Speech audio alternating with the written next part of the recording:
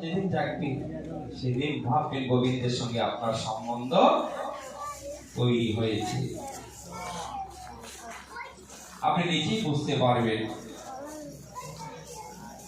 একবার কৃষ্ণ নামে হয় সর্ব পাপের ক্ষয়, আর বার কৃষ্ণ নামে হয় প্রেমের উপজয়। এহেন কৃষ্ণ নাম শতবার নিলে যদি না হই প্রেমাঙ্কুর, জানবে হৃদয়ে পাপ আছয়ে প্রচুর। এহেন কৃষ্ণ নাম বারবার নিলে যদি আমাদের তৃষ্ণা মনে আকুলতা বেকুলতা না জাগে গোবিন্দের জন্য, তার সাধন ভজন করার জন্য, সাধু সঙ্গ প্রাপ্তির জন্য, তাহলে জানবে আমার হৃদয়ে পাপ অনেক এখনো রয়ে গেছে। যদি তার নামে আমার নয়নে অশ্রু বিগলিত না হয়, যদি শরীর রোমাঞ্চিত না হয়, তাহলে বোঝা গেল আমার পাপ অনেক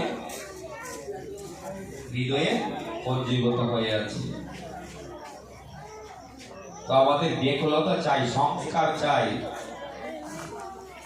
আমাদের জীবনে নিবৃত্তি চাই, কিন্তু আমরা নিবৃত্তি চাই না, আমরা প্রকৃতির দিকে এগিয়ে যাচ্ছি।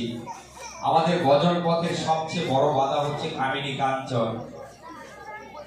আমাদের ভজন পথের বাধা কোথায়? বাধাটা হচ্ছে কামিনী কাঞ্চন। কামিনী হচ্ছে নারী, আর কাঞ্চন হচ্ছে টাকা। আমরা এগুলার পিছনে সবাই ছুটে চলেছি মান যশ প্রতিষ্ঠা পাওয়ার জন্য, প্রতিপত্তি বিষয়ের জন্য আমরা সবাই ব্যস্ত।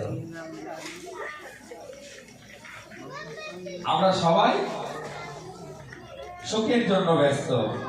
আমরা মনে করি ওইটাই সুখ। বড় একটা বাড়ি তৈরি করতে পারলে, একটা দোকান করতে পারলে, একটা বিল্ডিং করতে পারলে, গাড়ি বাড়ি এগুলোর মালিক, অনেক টাকা ব্যাংকে থাকলে, এটাই তো জীবনে চাই। আর তো কিছু চাই না। কিন্তু এগুলো থাকলেও সুখী হওয়া যায় না। কারণ সুখী হওয়া যায় না কেন? এগুলা কোনো মূল্যই নেই জীবনের কাছে। এগুলা জড় বস্তু। আমার মরণের পর এগুলা এই সংসারে থেকে যাবে। এগুলা যাবার বেলায় আমি কিছু নিয়ে যেতে পারবো না। তাহলে মৃত্যু পথযাত্রীর কাছে এগুলার কোনো মূল্য নেই। মৃত্যু পথযাত্রীর কাছে মূল্য আছে কোন বস্তু? তারাই তো ভবনতি পাড়ি দিবে, তারাই তো গোবিন্দের গোদারায় উঠবে। যাদের কাছে ভগবানের নাম রূপ করিয়াছে, ভগবানের ভজন রূপ করিয়াছে, ভগবানের ভক্তি রূপ করিয়াছে, তারাই কেবল গোবিন্দের গোদারায় উঠতে পারবে। আর এই জড় জগতের অর্থ থাকলো গোবিন্দ তাকে পার করবে না। যদি না আপনার কাছে সেই কৃষ্ণ প্রেম ভক্তি না থাকে। ভগবান ভক্তি বিরস, কেবলমাত্র ভক্তির দ্বারাই তাকে পাওয়া যায়। আজকে যে অনুষ্ঠান করেছে অনেক টাকা লেগেছে না? অনেক টাকা খরচা হবে, এমনিতে তো হয়নি। যা করেছে সবকিছুতে অর্থের প্রয়োজন হয়েছে। কিন্তু আমরা যার জন্য আয়োজন করেছি, গোবিন্দ বলেছে আমাকে পেতে গেলে কোনো অর্থের প্রয়োজন নাই, 1 টাকাও খরচ করতে হবে না তাকে পেতে গেলে। নদীর জল আর ওই তুলসী পত্র, তুলসী দল মাত্রেণ জলস্য চুলকে নব ব্যক্তি নিজস্ব আত্মনম ভক্তৈব ভক্তবৎসল। গোবিন্দ বলেছে কেউ যদি আমাকে পেতে চায়, 1 গণ্ডূর জলে 1টা তুলসী পাতা দিয়ে হৃদয়ে রাখতে প্রীতি মমতা মাখিয়ে ভালোবাসা মিশিয়ে যদি আমার চরণে দিয়ে বলেছে গোবিন্দ তোমাকে দেওয়ার আমার আর কিছু নেই, আমাকে দেওয়ার জন্য তুমি সবই দিয়েছো, আমাকে দুর্লভ মনুষ্য জন্ম দিয়েছো, এই ভজনযোগ্য দেহ দিয়েছো, এই মনুষ্য জন্মটা দুর্লভ, এত সহজে পাইনি তো। মনুষ্য জন্মটা দুর্লভ না, দেহ দুর্লভ, যেটা সহজে পাওয়া যায় না। এই জন্ম দিয়েছো, এই সুন্দর পৃথিবী দেখার জন্য আমার 2টি চোখ দিয়েছো, আকাশে তারা খচিত চাঁদ দিয়েছো, নদীর বুকে ফল দিয়েছো, ফুলের বুকে সুবাস দিয়েছো, পাখির কণ্ঠে গান দিয়েছো, এই সুন্দর পৃথিবী দেখার জন্য আমার 2টি চোখ দিয়েছো, তোমার সংকীর্তন আসার জন্য আমার 2টি পা দিয়েছো, কথা বলার জন্য মুখ দিয়েছো, শ্রবণ করার জন্য কর্ণ দিয়েছো। আর কি চাই জীবনে? আমাকে 3 বেলা আহার যোগাচ্ছ। তোমার কাছে তো আমি এমনিতে ঋণী, আর কি চাইবো তার কাছে? আমাদের ভজন হচ্ছে না কেন?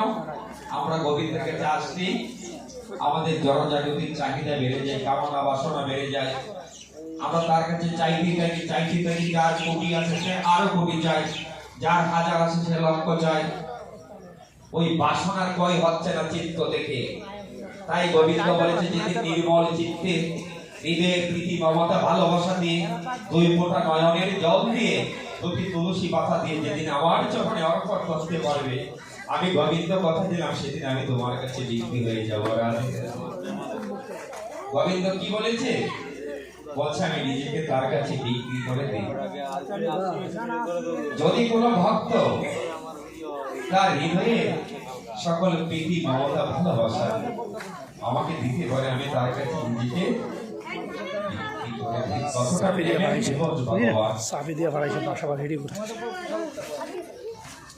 কিন্তু আমাদের হচ্ছে না।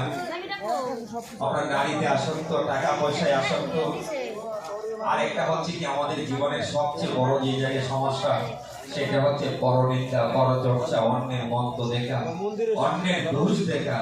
এটা আমাদের জীবনের ভজন পথের সবচেয়ে বড় বাধা।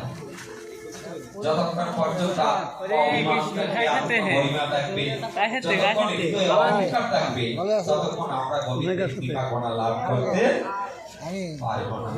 বলছে তুমি অভিমান শূন্য হও, অহংকার শূন্য হও। এই অভিমানী না হলে কখনো ভগবান